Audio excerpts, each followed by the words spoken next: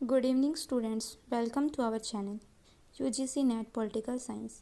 आज हम MCQ video series में हमारे नेक्स्ट इम्पोर्टेंट थिंकर हीगल से रिलेटेड मोस्ट इम्पोर्टेंट एमसीक्यू और पीवाईक्यू करेंगे। तो चलिए शुरू करते हैं आज का टॉपिक। हीगल हीगल का पूरा नाम है GWF Hegel, George William Frederick Hegel. ठीक है, ये इनका पूरा नाम है। देखिए, हीगल को आदर्शवाद के प्रमुख उन्नायक कहा जाता है। इनके विचारों का मुख्य उद्देश्य था जर्मनी की एकता को बढ़ावा देना तथा एक शक्तिशाली राष्ट्र बनाना उसे।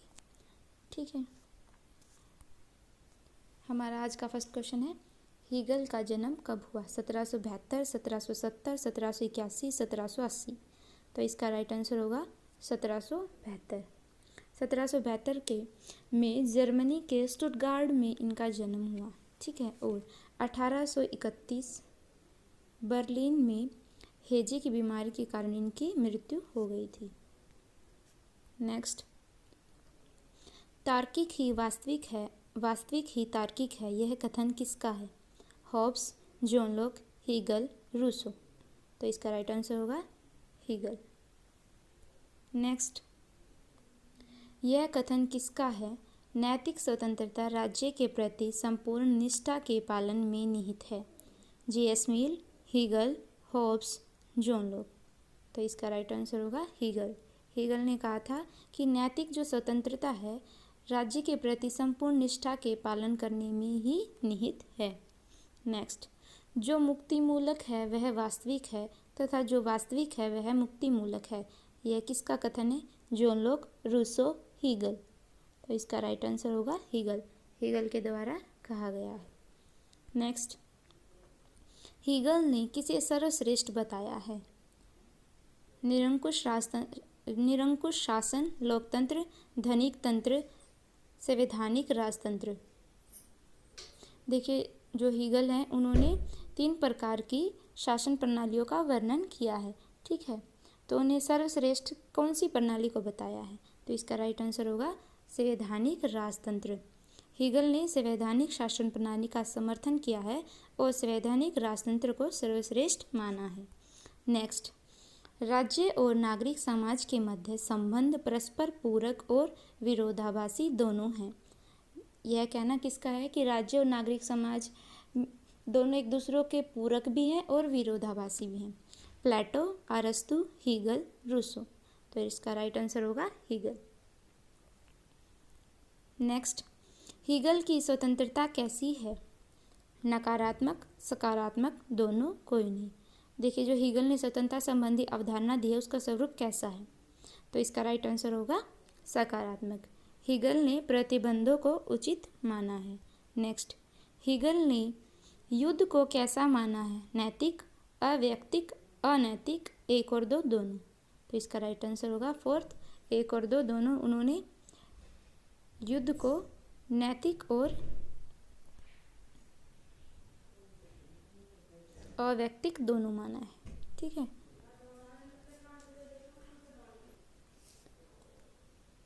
नैतिक और अवैयक्तिक दोनों। ठीक है, नेक्स्ट, हीगल की चिंतन पद्धति कैसी है? अगमनात्मक, निगमनात्मक, द्वंद्वात्मक, कोई नहीं। तो इसका राइट आंसर होगा द्वंद्वात्मक। हीगल की चिंतन पद्धति है द्वंद्वात्मक तर्क पद्धति। नेक्स्ट देखिए, इनकी जो तर्क पद्धति है काफ़ी इम्पोर्टेंट है।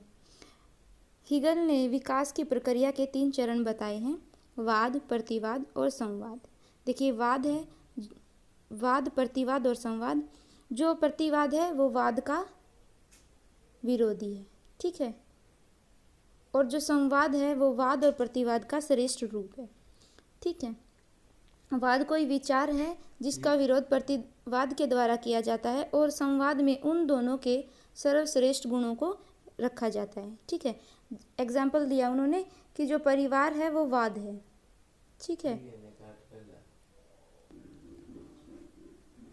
और जो नागरिक समाज है उसको उन्होंने प्रतिवाद में रखा है। ओके, और वाद और प्रतिवाद के बाद आता है संवाद, जो है राज्य सर्वश्रेष्ठ रूप। देखिए इन्होंने बताया कि परिवार का मूल तत्व होता है प्रेम और स्नेह, ठीक है, पर और नागरिक समाज का होता है स्वार्थ और प्रतिस्पर्धा, और राज्य में इन दोनों को मिलाकर बनाया जाता है, ठीक है। इसी प्रकार इन्होंने बताया है कि वाद के रूप में होता है निरंकुश राजतंत्र, ठीक है, और प्रतिवाद में आता है लोकतंत्र या धनिक तंत्र, और इन दोनों से सर्वश्रेष्ठ संवाद के रूप में आता है संवैधानिक राजतंत्र, जिसे हीगल ने सर्वश्रेष्ठ माना है। नेक्स्ट, राज्य संबंधी विचार, राष्ट्रवादी, फासीवादी हीगल को क्यों कहा जाता है, और स्वतंत्रता संबंधी जो इनकी अवधारणा हीगल, इसके बारे में चर्चा करेंगे, ठीक है। देखिए सबसे पहले राज्य संबंधी विचार।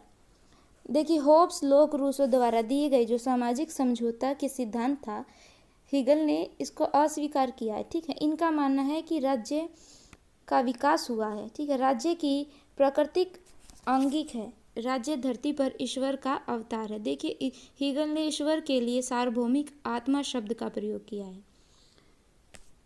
उनका कहना है कि राज्य का अपना व्यक्तित्व है, वह साध्य है। हीगल ने राज्य को क्या बताया है, साध्य बताया, और इनकी प्रकृति कैसी बताई है, आंगिक बताई है। और जो राज्य का विकास है वो द्वंद्वात्मक पद्धति के अनुरूप वाद, प्रतिवाद और संवाद के द्वारा हुआ है, जैसा हमने पहले जाना है, ठीक है।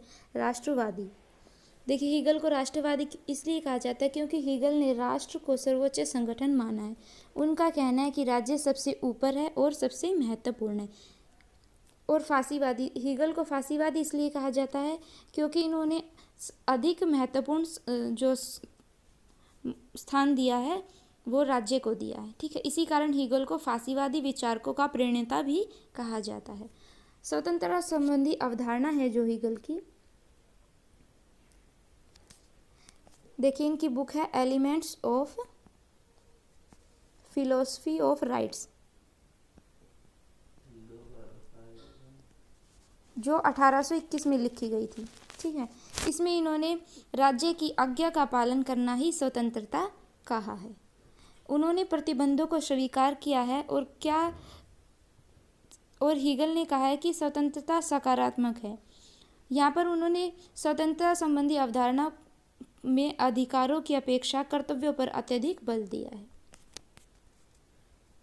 नेक्स्ट देखिए इनकी इम्पोर्टेंट बुक है elements of philosophy of rights, 1821 में प्रकाशित हुई थी। The phenomenology of spirit 1807, the science of logic 1816, the German constitution 1802, and next lectures on philosophy of history 1857। देखिए इनकी मोस्ट इंपॉर्टेंट बुक है elements of philosophy of right. Last year इससे question आया था, ठीक है। तो आज हमने कंप्लीट किया है हीगल को। Thank you for watching our channel.